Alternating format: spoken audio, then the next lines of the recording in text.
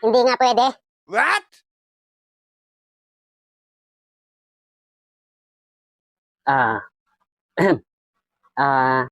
Lola, Ano? Ah?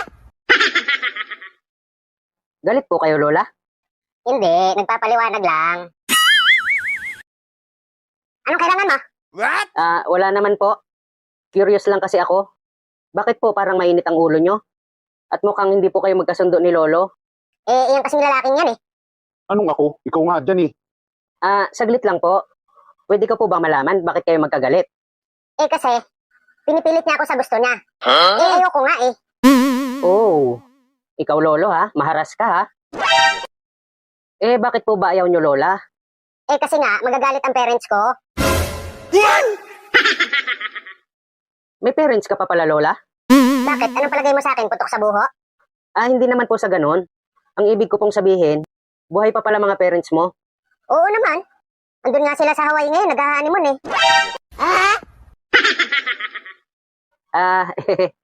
O sige po, palagay po natin na buhay pa ang mga parents nyo. Bakit naman po sila magagalit? Nasa tamang edad naman na kayo, di ba? Ang totoo nga niyan nasa dapit hapon na kayo ng inyong buhay eh. Ano sabi mo? Hindi joke lang po. Ikaw naman Lolo, hindi naman sa pinangungunahan ko kayo, no? Pero mas maganda siguro, huwag nyo na pong daanin sa Santong Dasalan. Daanin nyo na ho sa Santong Paspasan. Kayo rin. Baka kunin na kayo ni Lord, hindi nyo pa nakakamit ang gusto nyo kay Lola. Anong hindi pa nakakamit? Iba naman yata yung iniisip mo eh. Hindi po ba yun? Ano po? Iyan kasing lalaking yan. Gustong ipalaglag yung bata sa sinapupunan ko. What? Wait lang. Ibig mong sabihin may matres ka pa Lola? Bakit? Ano akala mo sa akin lalaki? Babae ako uy. Talaga po? Bakit duda ka? Hindi naman po. Kaya lang, kung buntis po kayo, ibig sabihin nakakaisa pa yan si Lolo? Wow naman! Anong palagay mo naman sa akin? Mahina? Kung alam mo lang, lahat ng style nagagawa ko pa. Sana all. Ganun? O sige, palagay natin na pareho kayong mas malakas pa sa kalabaw. Bakit naman gusto nyong ipalaglag ang bata? Sayang naman.